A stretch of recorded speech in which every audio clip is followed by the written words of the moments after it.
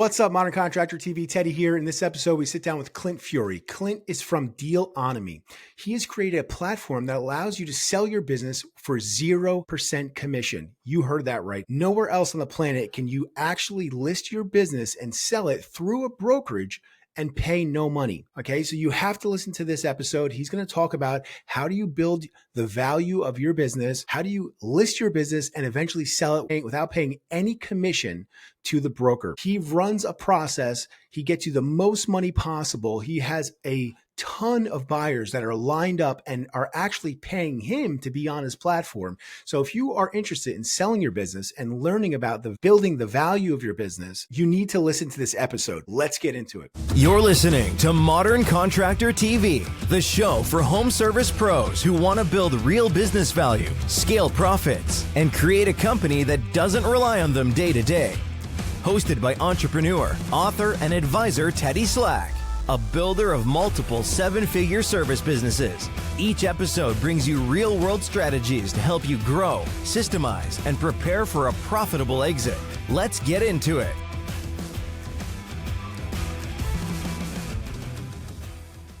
All right, what's going on, Clint? I'm happy to have you on Modern Contractor TV. Welcome to the show.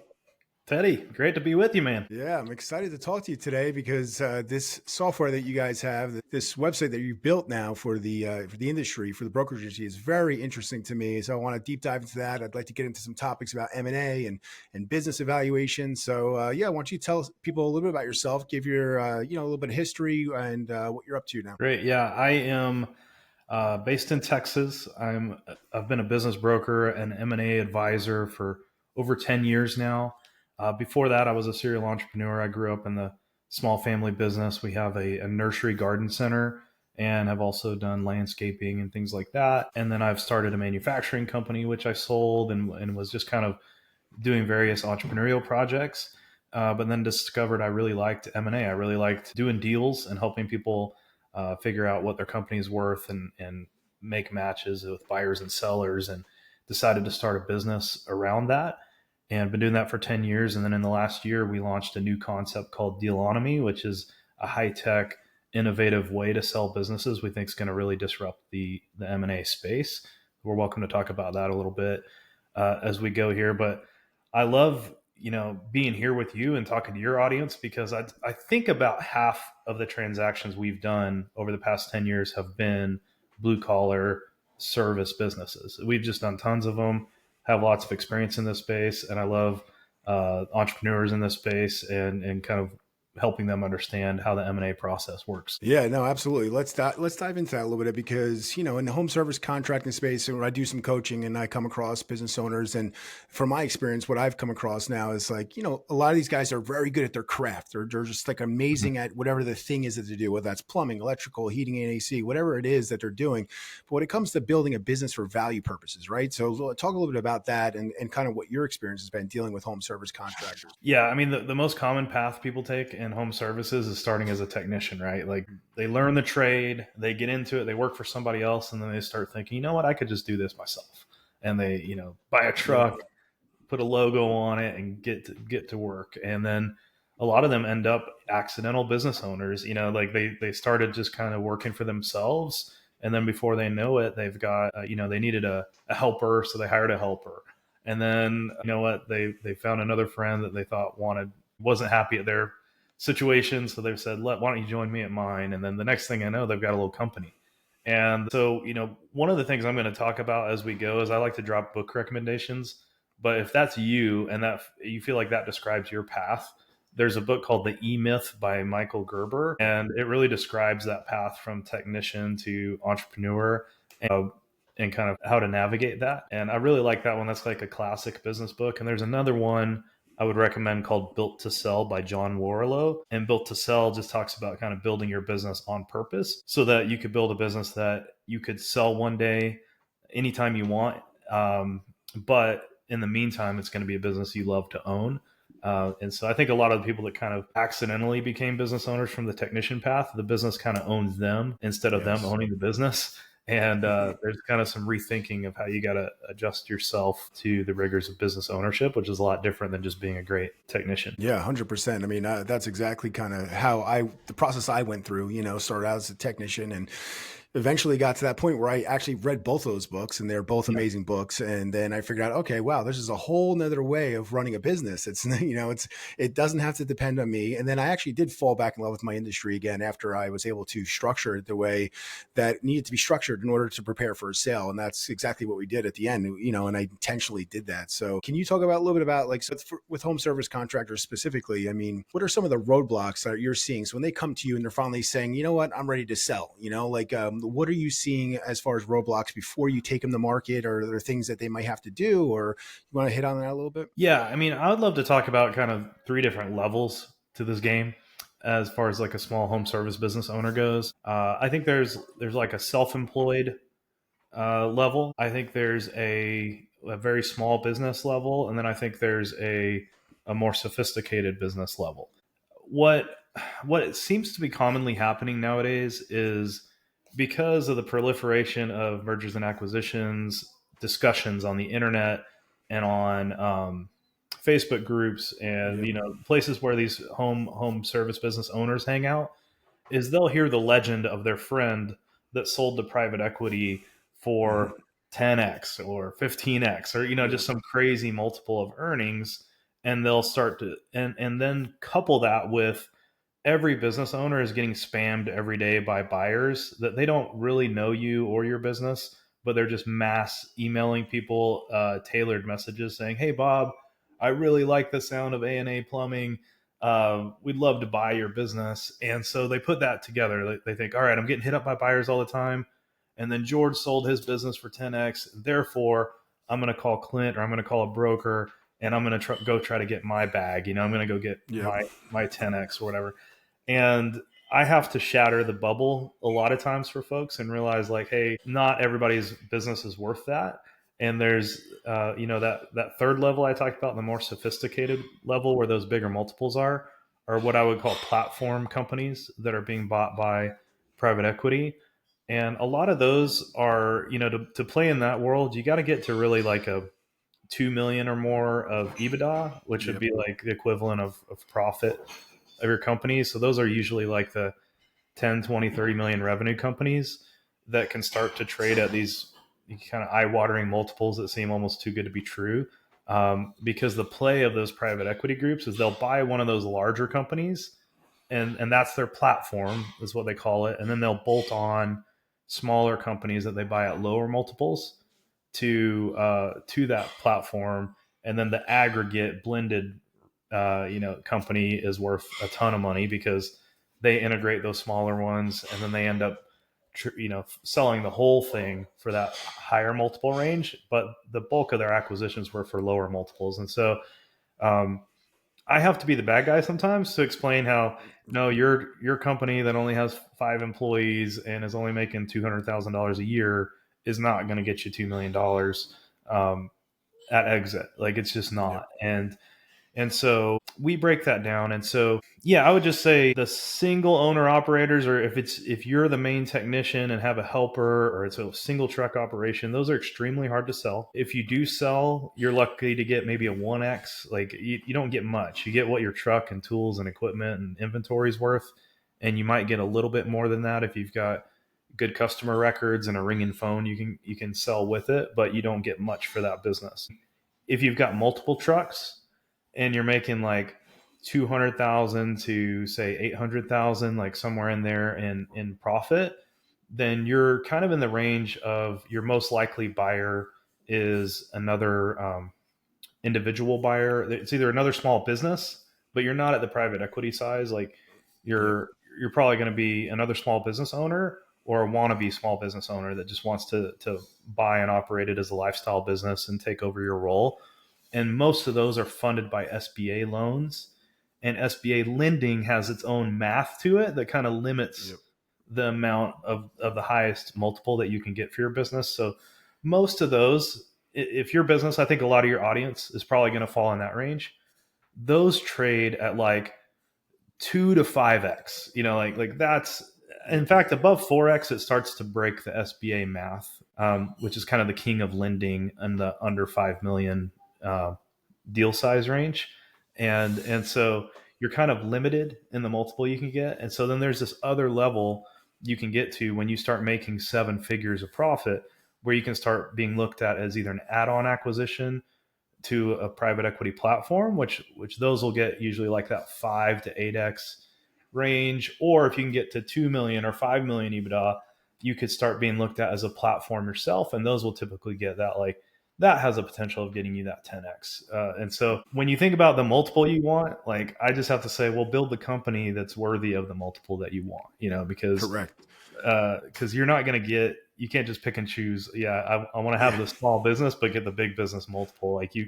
It just depends what level you get to as to what multiple range you can get. Yeah, no, I 100% agree. I mean, and I have a client right now that is just being completely unrealistic about what they want. They've been in business for 45 years. And I'm like, it's just, you're just not going to pull those kind of numbers. You got to be realistic in the way you set the business up. It's no technology in the business. It's very old school. The part of the business depends on him. So I'm like, there's just, it's too much. There's too many key man risks. You're dealing with all these things. Like, nobody wants to buy you, right? Like your position, like they don't want to come in, and you want to hit on that a little bit about the value. So it's not just so much the profit, which is important, right? Because you could have a company that has $1 million in profit, but if it all depends on the owner, that's going to decrease the value, right? And that's going to decrease that multiple as well, right? Yeah. In fact, sometimes we have those really sexy looking set of financials where the owner's bringing home $1 million. But then as we get deeper into it, we find out that their phone number is the owner's personal cell phone number. Yeah. All their work comes from 2 of their closest friends they've been friends with for 30 years that are custom home builders or something like that. And this buyer looks at that and says, gosh, if I don't get those 2 relationships that send you, there's no business. Yeah. I mean, you're making $1 million, but this thing it could be worth 0. Yeah. And so, it's not all about the financials. It's about the transferability of those earnings is a function of what people will pay multiples wise. Yeah. And that's why, and for everybody listening, I mean, I think that's super important to start reading about this, because I didn't know any of this stuff when I first got into business. And I was in business for almost 15 years before I even learned about this stuff. And, I ran a very healthy, good business. I had profits and everything, but I didn't understand that these are the factors that everybody looks at when they're buying your business. So when you start actually looking at that and putting things in place, that's where you can start creeping up on that multiple. And that's where you're going to start to really get that money that you deserve or that you want, and it takes time, right? So if you want to talk a little bit about that too, it's not like, I'm sure you have guys that come to you and they're like, I'm just done. I want out and I want, 5 times multiple, but I didn't set it up right. So it's like, okay, well, if you want to set it up right, this could take, 24 months or maybe, or 36 months, depending on what needs to be done. So you want to talk a little bit about that? Yeah. I mean, that's generally how I approach it is, I've been in this business of mergers and acquisitions for over 10 years. And I tell folks, hey, I'm going to shoot you straight. I'll tell you what I think it would trade for today. And if you want more than that, I'll tell you what it needs to look like to get more than that. But I just want you to come to me when you're ready. What a lot of brokers do, which I think gives brokers a really bad name and bad reputation, is they're so desperate to get listings. They're so desperate to get inventory on their websites, is that they'll overpromise and underdeliver. And so it's very common, I'll walk someone through a valuation and I'll show them every which way. We looked at the assets. We looked at the profit and loss statement. We looked at comps. We looked at projections, like every angle we could. And we said, we think you're going to trade for between $2.5 to $3 million. We looked at it every which way. We'll show you the math. We'll show you our work on this. And we've got lots of experience here. And they say, oh, I really needed at least 5 million. Well, what some brokers will do is they'll say, well, I don't know, why don't we just put it on the market for 5 million and we'll see what happens. And they'll sign you up for a 1-year, 2-year exclusive engagement and just put you out there. But that ends up hurting you more than it helps you, because it's going to sour the market on your company, because, the math, if the math doesn't math, nobody's going to pay 5 million for your company. And now you're stuck with them, right? You're locked in with that. Yeah. And so the broker just kind of is either know what they're doing or they don't know what they're doing when they do that. But the worst ones know what they're doing when they do that. And they just think, you know what, 6 months, this guy's going to be wore out, and I'll tell him, hey, sorry, no one would offer 5 million. Let's drop the price to 2 or 3 million where we're getting offers indications at. And they've kind of got you at that point because you signed up an exclusive with them. Yeah, and you start to get desperate too. After you're sitting for all those months, you're like, shit, all right, now I'm desperate. So like, I just want to get out of this business. And now you're going to be willing to maybe take a lower price. And it's just not a good place to be in. And you probably ran off most of the best buyers in the first few months because they looked at you with a $5 million asking price and determined these people are smoking crack, like they're unrealistic. It becomes like a stale listing, right? Like a real estate, like it's a stale listing almost. I mean, 100%. Yeah. Yeah. So now your opportunity, your great company, which is a great company in the 2 to 3 million range, is kind of toxic because you marketed it improperly with a joker broker, and kind of did yourself a disservice and ran off a lot of the best buyers. And so I always take the opposite approach. I say, hey, if you want 5, you got to make your company look like XYZ. And when you're there, just come on back and I'll get you 5. But if you need to sell right now, if you're just burned out and done, and you're not, you got to be self-aware enough to know, are you going to put in the work for the next 2 or 3 years to really make it worth that? Or are you just like, stick a fork in me, I'm done, I need out? Then you got to get what it's worth now and not hold on too long. And so I just say, hey, I'll sell you now for what it's worth, or I'll sell you in the future for what you make it worth to get your number. But I'm happy either way. I just want to be a resource for you that shoots you straight and delivers what we say we can. Yeah. I have a client right now, and I'd like to get your opinion on this. So they are in that bracket where they're in their 70s and they're looking to get out, and they were 100% thought they were just done. They're like, I'm done. I don't want to do it anymore. I want to get out. But now all of a sudden they got these new contracts that are coming in and they're starting to make a little bit of money. So now it's like, he's like, well, maybe I'll stick into it for a little bit longer. I'm like, okay, but you could look at it that way. But I'm like, so because he's concerned that he's like, oh, well, now that this new contract's coming in, I'm selling the business and it's going to be worth so much more money. And I'm like, it could be, depending on how much profit you pull in. It all depends. But like, is it heavily weighted on the previous, like the most recent 12 months? Can you talk a little bit about that? Like how that works? And can it get like recasted? For example, if they go in contract today, but as it closed for 12 months, you have to look back at those previous 12 months, the trailing 12 months, essentially, to kind of give an updated number, right? Can you talk a little bit about that, how that works? Yeah, I mean, it's definitely a nuanced question. There's a lot to that. Weighting is the name of the game there. So it's like, do you weight it based on the last 12 months? Do you do it in the last full tax return year? Or do you do a blended weighting from the last 3 years? And it kind of depends on a few things. It depends on how big the deal is, and it depends on how sustainable that new growth is, and can you support that's likely to continue or not? And are you in the SBA lending world, or are you above that in the private equity world, north of 5 million enterprise value? Because there's kind of different rules to the game. And so in the SBA lending world, they do typically want to look back at the last 3 tax returns, and they don't think the stuff that's happened between the last tax return and now is even real yet. Like, oh wow, when they underwrite it, they really go off tax returns pretty heavily, because I think the logic is like, you wouldn't dare lie to the IRS, on your stuff, but in the meantime, especially with project-based home services, like you can be gaming your internal financials pretty hard, based on short-term movements, and things like that. And the savvy buyers, like they tend to discount the hockey stick up, the last year, like, you've been traditionally making 200 grand a year. And then all of a sudden in the last 12 months, you made 800 grand a year.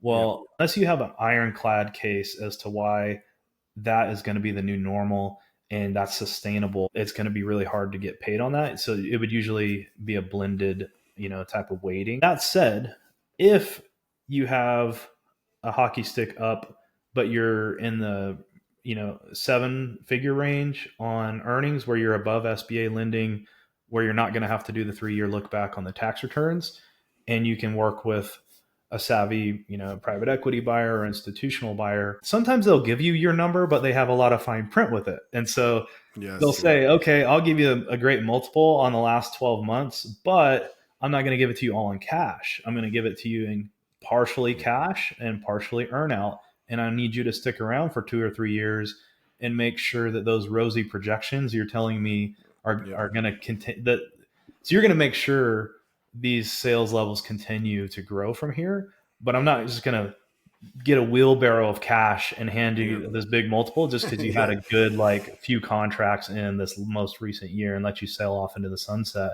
Because without you, assuring that continues, I'm worried that it's just going to return back to where it was. And so yeah, like if you're able to get, into that third tier range where you're in that institutional buyer range, then sometimes we'll get you paid on the most recent year, but it just takes different forms. It's not all they're going to tie the structure for sure. I mean, we could talk a little bit about that too, because I feel like, so you might get a crazy offer, but if the structure is not right, I mean, it could be, someone could offer you 10 million, but if it's like an earn out or like the majority of it's on earn out, like, it doesn't really matter what they offer you, because I mean, even just from my personal experience, I have a seller note in my deal, and I wish I didn't have as much as I did, to be honest, because it's like, I'm constantly chasing it. I feel like it's like, I mean, it's something you got to worry about, because it's like, what happens if the kid goes under? I mean, I sold to a younger kid. I mean, like if he goes under, then I'm beat at all that money essentially, right? I mean, I have no recourse. So it's like, you can say, someone could promise you all the money in the world, but if the structure of the deal is not sound, then it's not a good deal sometimes, right? Yeah, I mean, I'm living it this year. Unfortunately, I sold a business probably about 2 years ago on a pretty heavy seller financing piece, and the guy died this year. Oh wow! And Jeez, and that gets difficult. I think I'm just holding a bag on that, dude. Like, wow. And it's one of those things where you never anticipate that, because he was young. He was like probably early 50s. No, this is not on your radar as something that's going to happen.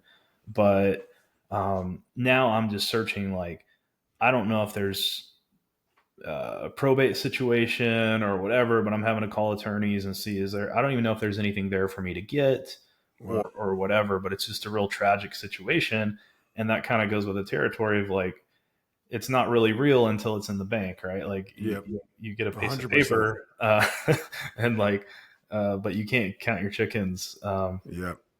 Now, in the future, is there some kind of insurance? Because I think the banks will require you to do some kind of insurance, right? If is that something you could do on a seller note? Like, if you had to do it over again, would you do something like that?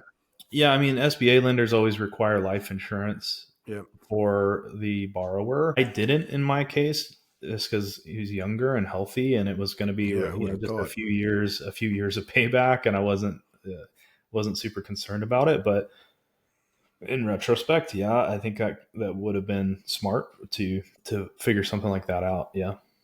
I would think after my experience going through it, I mean, if I went through it again, I would try to stay away from the seller note as much as possible. But sometimes it's not, sometimes it's not an option. I mean, you got to take what you can get.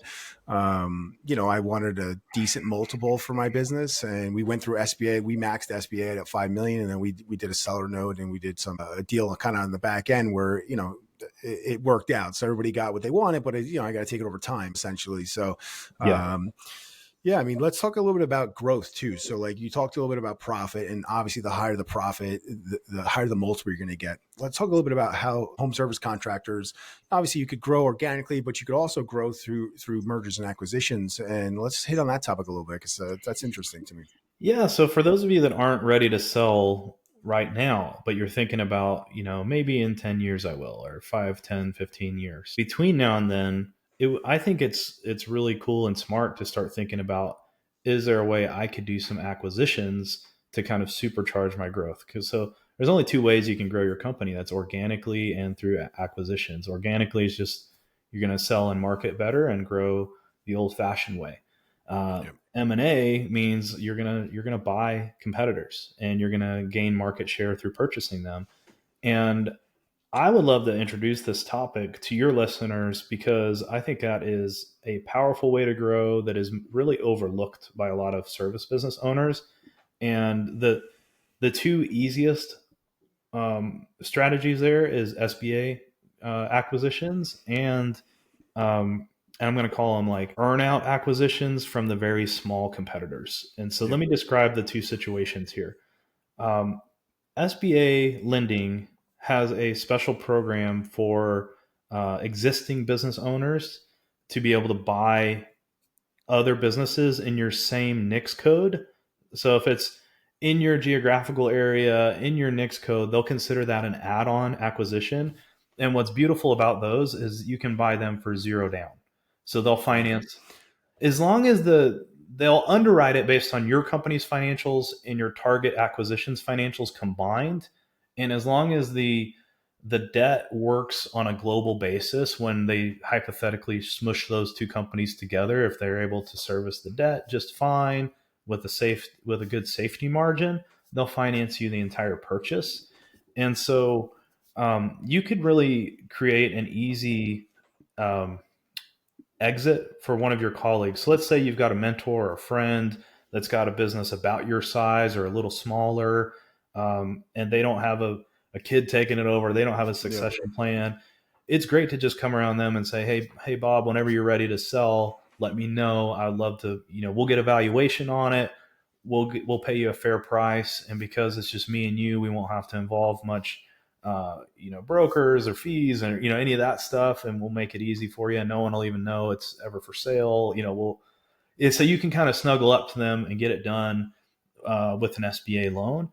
And when structured correctly, the at the multiples these trade, especially in that like 200,000 to 800,000 profit range where I was talking about that SBA lending typically rules, you could typically buy this thing with zero down, and if you put all the earnings of that company into just retiring the debt, it should pay for itself in like 3 or 4 years. Yep. And so in 3 or 4 years, that thing just is totally paid off, and you just acquired that company.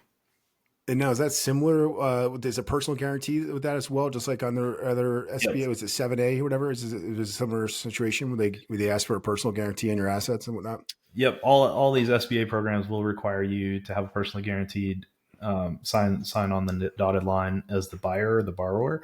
So that is something you have to be aware of and be comfortable of, and you got to make sure it's a company you can competently, know that you can step in and run and make sure it of course, does a good job.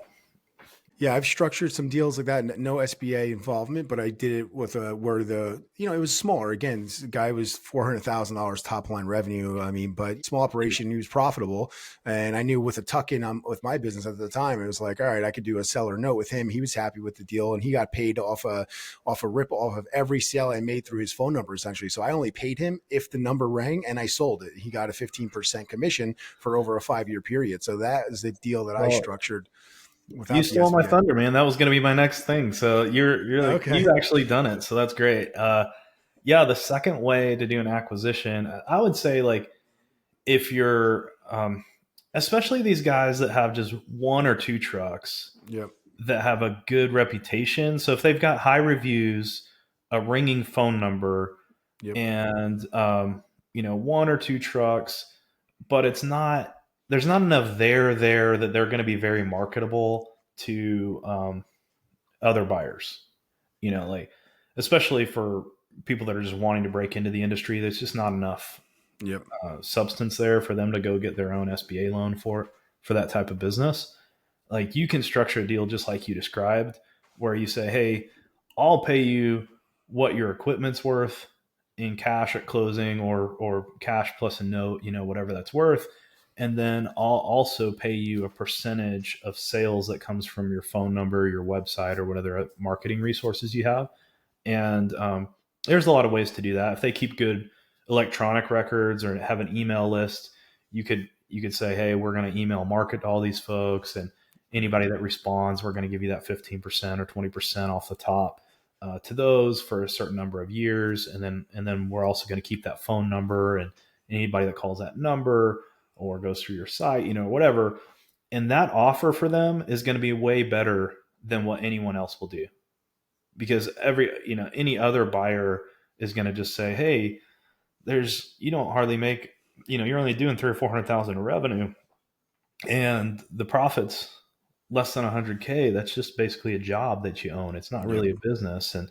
And they're going to beat them up about it and just try to buy the equipment and give them nothing for the business. But if you come along and say, hey, I'll pay you what your stuff's worth, and I'll pay you a percentage for years to come on, because you put your blood, sweat, and tears into your reputation. So I'm going to pay you for your reputation as that continues to bear fruit. Then you can create a no-brainer exit for them, and that is just a great way to pick up additional customers, market share, and be kind of the buyer of last resort for those folks that don't really have a business that's easy for them to sell. Yeah, 100%. I mean, and what I found that was helpful for me is I put a list together of all my competitors at the time, and I just did, reach out, either email or a letter, even just to say, hey, I'm in the market. I'm obviously a competitor, but I'd like to just talk business and see if there's any possible partnership opportunities.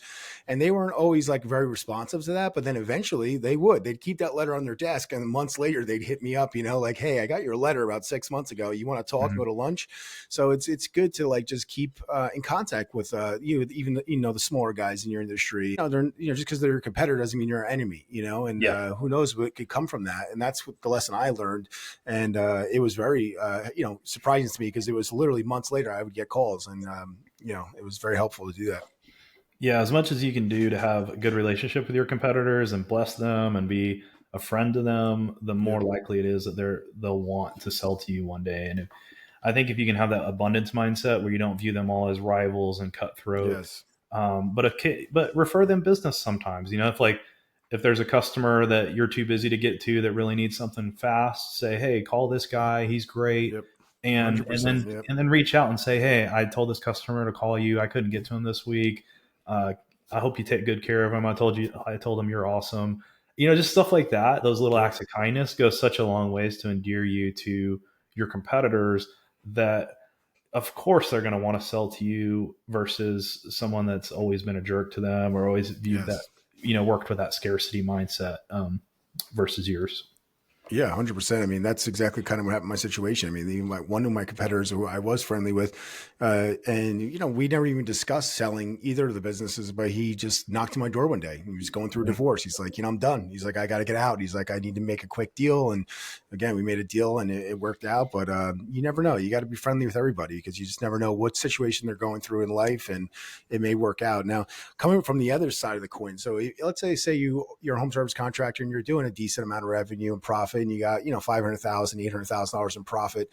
Talk a little bit about, because like you were saying before you hopped on, you said a lot of these contractors are being reached out to, right? So like you'll get buyers, like one-on-one guys that are coming, and they're going to kind of try to come, and talk a little bit about why that's not always the best approach to deal with just one potential buyer, as opposed to going through a process like you put your sellers through. Yeah. So I just want to, again, burst a bubble here for hopefully somebody in your audience. The ego is the enemy here. And it's really easy to get a big head about your business when people are sending you these emails every day and calling you every day saying, hey, I've heard about your business. It's exactly what we're looking for. I would love to buy your business. And just kind of singing your praises and basically buttering you up to hope that you'll sell your business to them. It makes you feel good. It makes you feel special. It makes you feel like your business is super valuable and that you don't need to run a process or use a broker because you have buyers knocking on your door. I just want you to know, I'm sorry, you're not special because every business owner, every single one of them has the same exact messages going to them every day, because there is a absolute feeding frenzy of buyer activity, and they are all running that same playbook, and they're doing lightly customized messages by the thousands every day to every business owner, and they don't know you. They don't know any, like, they make it feel like they do, but they're just blindly spamming every single business owner on the planet with these buttery messages. And they're hoping to get you all alone in a negotiation with them and them alone, because that's the biggest advantage for the buyer, but not to you as the seller.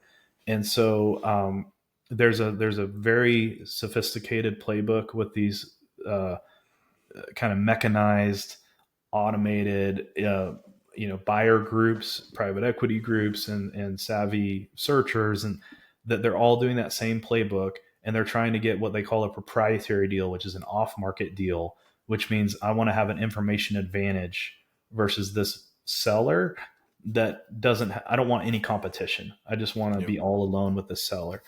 And that's never to your advantage. You're never going to know that you're getting fair market for your company if you don't have an aspect of competition or competitive process. And so I would encourage you to not let those messages go to your head, to know that this is happening to every single business owner, and that the way you get the best result is to use a professional to package your business, get it show ready with a bow on it, ready to go, and get a formalized process where you can have multiple suitors, multiple bidders competing for to win the deal. Like, that's always how you're going to get the best outcome versus just being all alone with one buyer. And the private equity groups that try to get you all alone can be even more ruthless. And in fact, a lot of them train to stretch the deal out, get you emotionally invested, all alone with them, and then do this really extensive due diligence. Sometimes they'll run 6 months deep, and they've got you thinking they're going to pay you this big amount of money. They've got you booking your European vacation for after the deal closes, and then they slit your throat right at the end with a retrade, which is they call you on a Friday night and they say, "Oh, Bob, I'm so sorry. Our accounting team just discovered something that we hadn't realized before, and this is why XYZ, we've got to change the deal on you." But at that point, you're so wore out, you're so emotionally invested that you're just like, screw it. And you've got no leverage because you've got no competition, nobody on your side of the table. And they love that situation. And so not all of them do that, but that is a proven strategy that a lot of them will do. And so it's best to run your deal professionally with people that have lots of deal experience on your side of the table, that can get multiple great suitors, running that competitive process. And, this is a segue into the Dealonomy little spiel. I'll just say, when we do this, is the downside of that is you typically will have to pay a broker fee. Yes. Yeah. I was going to question you about that because I know you guys spun this whole thing around. I mean, I love the whole business model you came up with. So let's hit on that, because I think a lot of people are scared of that, or they don't want to pay. Let's save that 5 or 8%, whatever it is. And talk about Dealonomy and what you guys are doing there, because I think it's a really cool idea. So we flipped the script on its head, and we have thousands of buyers that are actively looking to buy businesses that we've built relationships with. So we have this large buyer network that are pre-screened, vetted folks looking for quality opportunities. They've agreed to pay our platform if we find them a great opportunity. And we run a competitive process where you get these great buyers that are pre-screened bidding against each other, trying to win the deal. And each one of them will agree to pay the platform. And that allows us to tell you, the owner, that we're now the only brokerage that I'm aware of on the planet that will sell your business for 0% commission to the seller. So we have way more buyers than sellers. Buyers are competing. They're willing to pay us for bringing them a great opportunity. And therefore we can bring you offers. We'll value your company up front. We'll tell you what it's going to sell for. And then we're going to guarantee an offer in 90 days or less inside that range we tell you. And we back it up with a $10,000 guarantee. So if we don't bring you a buyer in 90 days or less in the price range we tell you up front, I'll write you a check for 10 grand, no harm, no foul. And then when we close that deal, when the deal gets done, if you're offered 3 million for your business or 10 million for your business, you get the entire 3 million, you get the entire 10 million, no broker fees taken out. And we're the only place you can do that. So it's just a really unique way to sell your business with professional advisors in a competitive environment for no cost. And we're the only game in town that does that. Yeah, I think it's amazing. I think that business model is absolutely needed in the industry. I think it is a broken industry when it comes to just the way it is, the technology. I mean, with biz, buy, sell, I mean, you have these sites where it's like you said, the brokers will just slap anything up there. I mean, I've come across deals what I'm looking at. Like, I just had one in my backyard. It was, I looked at it, I'm like, these aren't even numbers. Like, what are you putting up here? It's like, and same thing you said, that company now has been sitting for over a year now, still hasn't sold. So these brokers just take the listings, they slap it on biz buy sell. They hope for the best. It's like a real estate agent taking a listing and, selling the homeowner. They'll sell it for wherever they want, but they're not doing any due diligence. I mean, so I'm imagining that the people that the companies that you're allowing on the site, though, you're doing a pretty extensive intake, Yeah. right? So when you're looking at them, so why don't you talk a little bit about that? Because it's not obviously selling anybody on the platform, right? I mean, that's why buyers are willing to pay us, is because everywhere else has a complete lack of quality control. And these buyers are serious and they have cash and they're ready to do a deal, but it just wastes their time sorting through junk all day long, overpriced, incomplete information, poor representation, and it just wastes their time month after month after month.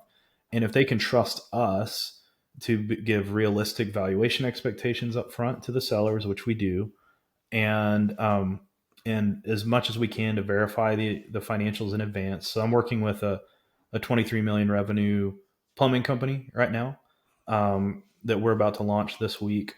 And they had some kind of interesting things they were doing on their books. Nothing nefarious. It was just kind of muddy because they were launching a spin-off business that had some expenses tied in with their current business, which is all legal, but it just made it like difficult to ascertain, exactly which business was for. Yeah, exactly. Yeah. And so we had to commission a whole third party kind of forensic accounting report, quality of earnings report. That's getting done this week with a trusted third party. And instead of, what other brokers would do is just like, well, it's about this, exactly. It's making about this much money. Let's just slap it on there and see what happens. Like we're going to dig in and like vet it a lot better until we're confident we can represent it well to our network. And our buyers really appreciate that. That we're not just blowing smoke and making stuff up, but we're going to like dig in, vet companies harder than other brokers and make the process much easier. So our goal for the buyers is for it to just be the easiest place to buy a business because it's quality opportunities that have a bow on them, just ready to go, that bankers like, and gives them confidence to make a strong offer on. And that's what we're trying to achieve for buyers. And so buyers love that because they don't get that anywhere else. And they're willing to pay to become members on our site because of that. And now the buyers, are they paying like a monthly fee or is it like a transactional fee? How do the buyers pay? Both. There's an optional premium membership program that gives certain advantages on the platform. The big one is it's just a $99 a month membership. So it's not a real expensive membership, but when we launch a new opportunity on Dealonomy.com, the people that are paying members get exclusive first look at it for the first 10 days on the market. And then on day 11, it opens up to the wider network, including the non-paying, free members, which have a lot of good buyers in that group as well.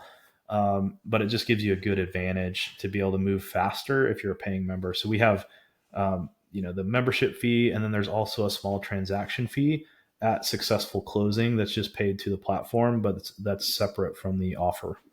Yeah.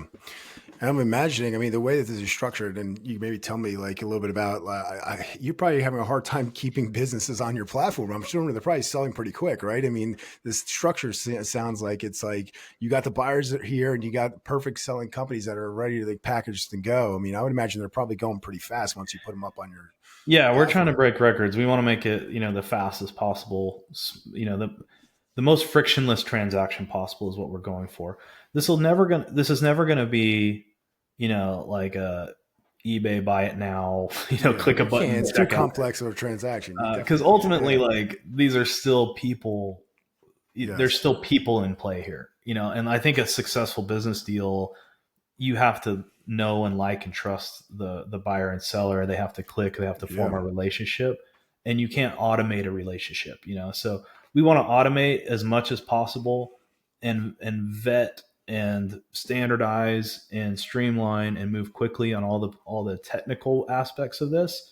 And then we want to use our time to really invest in the relationships and make sure we bring those buyers and sellers together, have meetings together, and make sure that this is going to be a successful match, because that still ultimately matters here. For a successful deal to happen, there just has to be a relationship that works. Yeah. Yeah, of course. Yeah, I mean, it's a very complex transaction. This is not, Mhm. you're not selling even, it's way more complex than a house, right? I mean, or even a commercial building. I feel like there's a lot more moving parts when you're selling a business. You said you're dealing with people, you're dealing with books, different accounting, book. It's just so much. There's so much that goes into making the deal happen. Yeah. Personalities too. I mean, just dealing with different personalities. Like you said, the buyer and seller might clash at the end, because they're fighting on certain deal issues. I mean, you probably deal with all that, right? Going through the process. Yeah, it's very emotional, Yep. and it's not like buying a house. It's like the thing that makes businesses valuable isn't their physical attributes. It's the earnings power and the culture and the systems and the sustainability of it and the transferability of it. A lot of that comes down to intangible aspects of the business that don't even show up on the financials, that give you confidence in buying that business. And so that's another kind of quick piece of advice for your listeners that are trying to build a valuable company is, besides just growth of revenue and growth of EBITDA or growth of profit, which drives value, you can bend the multiple upwards of what your company is worth if you have great people, great Yep. culture, great systems, great marketing, a great curb appeal digitally, good reviews, good website, Yep. all those things matter and give the buyer confidence. Of And course. so if they step into a business, like let's pretend two businesses side by side are both making $1 million of profit, but one has old jankety trucks. They do everything old fashioned. They have a terrible Yep. website. The owner's micromanaging every single person there and is working 60 hours a week. And it's just a not pleasant place to go, and it's dirty, and like all those things. And then this other business is making $1 million a year. The owner takes good vacations. They have a good leadership team. They've got repeatable systems and processes and a playbook for everything that they do. All the reviews are 5 stars, and their website looks modern and great. Their Yep. trucks look clean and shiny. Their bathrooms are clean. You're like, all those things. Like, which one would you rather buy? Yep. Wouldn't you pay a little more for business number two? I certainly would, and most buyers certainly would too. And so, the more you can dial in those intangible aspects of your business to just put yourself in a buyer's shoes and what would you want if you were the buyer, then the higher it's going to move your multiple upwards. 100%. I mean, and I always tell my clients this too. I'm like, you got to put yourself in the shoes of the buyer and think about yourself. If you were going to go buy a business, think about these things. Like if the business relies on you, like that person's going to get a big lump sum of money. Like they're not going to be into this business anymore. They go Mhm. disappear, or God forbid they get hit by a truck, or they die. Unfortunately, like what happened to your buyer. I mean, anything could happen, and then that's it. Your business is gone overnight. So yeah, of course, it makes a massive difference in the value and how you set it up. And that's what's again going back to reading and educating about the value of your business. And what I found too is like once I did that, I actually fell in love with my business again because it didn't Mhm. rely on me. It was a well-oiled machine, and it was spitting out profits, and it didn't really require me to be there. I still oversaw everything and watched the Yeah. numbers, the KPIs, and all that stuff. But yeah, if I didn't show up, it was still going to make money, which was actually a nice place to be. Yeah. And you don't have to be hands off. And that's another misconception is people think like you don't have a business if you're working in the business. Like, yeah, you can work in the business. That's fine.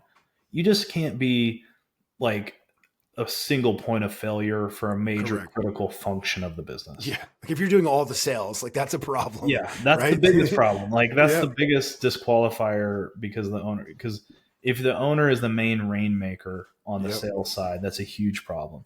It can also be a problem if they're the only one that's technically proficient. So Yep. like in the trades, if you're the only master license and everyone else is super junior and just kind of does what you say, but Yep. it doesn't know how to like diagnose a complicated problem, or then like that's a problem too. Yes. So you don't Major. want to be the smartest technician or that everyone relies on, and you also don't want to be the most the biggest rainmaking salesperson either. Both of those would really hurt your value. Yeah, and let's talk a little bit about the emotional side of selling. I'm sure you come across this a lot too, and I'm interested to know if you have anybody that you recommend to your clients, like because I've seen this just with consulting and talking with other entrepreneurs who are thinking about selling, or actually went as far as like talking to somebody about selling and then backed out last minute because they just can't let go. So talk a little bit about that. I mean, is there you probably come across that too, where people change their mind, right? This is an emotional thing, right? You have a business and some of these guys own it for 20, 30, 40 years, and now all of a sudden they're selling it, right? So you want to talk a little bit about that? Because I think that's important to hit on. Yeah, I think the most important thing is to have a clear answer to the big why question. Okay. So, just because you're 60 and tired or whatever, it doesn't mean you're that serious, because people can work in the service businesses till they're 70, till they're 80. We've all seen it, right? Yep. And so if you're 50s, 60s and not, you're not suffering major health issues that make it obvious that you need to get out, then if you don't have a clear why as to why you're selling and what the next chapter of your life is going to look like and that you're excited about it, then it's almost impossible to sell your business, because no offer is ever good enough. No, because you don't really have a vision for what your life is like on the other side of owning this business. And so the only other thing you're thinking of is just greed. Like, if I can get some ridiculous sum of money, then I could do, then you get greedy, and so you'll kill your own deal. Yeah. And the best thing I'm looking for, I even start in the first conversation with an owner, is when they tell me about their business, once I kind of figure out the size of it and roughly how much money they're making, I say, hey, why are you wanting to sell this? Yeah. It sounds like a great business. Sounds like you're making great money. And I'm listening attentively, because if they don't have a good answer or good vision, then that's a huge red flag. Then I'm just going to be wasting my time with someone fishing for some crazy offer that's going to put them on, generational easy street or something. But I need you to have a vision. So the best thing I can encourage you to do to manage the emotional side is to talk to your spouse, pray about it, do some soul searching, take some time off, and really imagine what your dream life as not the owner of this business would be. And once you kind of imagine that and let that sink into your heart, and you say, you know what, I would rather have that life than this life. And you can tell it with clarity to a buyer or to a broker as to exactly what your next chapter is going to look like and why you're excited about it. That's going to be your best emotional protection to be able to get through the pain of negotiation and due diligence and all this stuff. But because you have your eye on a prize, and that prize isn't just the bag of money, it's the new chapter of your life that you're excited about. And so to me, that's the number one thing, is just paint a picture of the next chapter in your life and make sure that you believe in it and that you're ready for it and you're excited about it. And only then consider starting a process to sell your business. Yeah. No, I think that's spot on. And it's a huge endeavor to take on as a business owner, is to decide that you're going to let go and sell. So you have to have a plan in place, and otherwise, you're going to freak out and you're going to second guess all your choices. So I think you're dead on there, Clint. I mean, so Dealonomy, can anybody in the country right now list on Dealonomy? You want to talk a little bit about that before we wrap it up? Yeah. So you just go to dealonomy.com. We're really looking for a size of business. So we typically need to see owners that are pulling in at least $250,000 of profit, or profit plus what you pay yourself in salary, is kind of our bare minimum. And so if you've got a very small business that only has a couple employees and isn't making more than $150,000 a year, probably too small for us. And if you're doing 50 million or more of revenue and maybe 10 million or more of profit, then you're probably too big for us. But we really our average deal right now is a lot of them are in that $500,000 to 2 million of earnings range. That's really our sweet spot. But we have some up to 9 million in earnings on our site. That's one of our biggest ones. And so if you're in that range, like $250,000 to 10 million of earnings, and you've got a real vision for why you want to sell, and you want to run a competitive process, then you can just go to our site and follow the instructions to upload your information and reach out to our team, and we'll walk you through a comprehensive valuable valuation, where we'll show you exactly what we think your company would trade for inside of a range and why we think it would trade there. And then if you want to move forward, we can do that and help package you up and take you to our buyer network. And we never charge sellers for that. No, that's awesome, man. I love the idea, and I really hope you guys scale this thing. I think it's an amazing opportunity in the industry because it needs it. Like I said before, I mean, the industry was ripe for disruption, and I think you guys are going to do it. So I'm excited to watch you guys grow here. And yeah, Clint, I mean, is there anything else you want to add before we wrap it up? I mean, and you want to let everybody know where, best case, where they could get in touch with you personally if they want to reach out to you? Yeah, I mean, definitely always feel free to visit dealonomy.com, our website. But then my personal email is clint@dealonomy.com. I'm also very active on social media, on X, Facebook. I've got a YouTube channel going, and everything's just my name. So it's Clint, Clint, Fiore, Fiore. If you search Clint Fiore on all the social networks, you'll see one of my accounts. And I'm always just trying to put out stories and information that is useful to business owners and business buyers, and share the journey as we go. So I'd love to have you follow me on social media and reach out through those channels as well. And we'll be happy to help you. All right, perfect, Clint. Thanks again for coming on. Okay. Thank you, Teddy. Thanks for having me.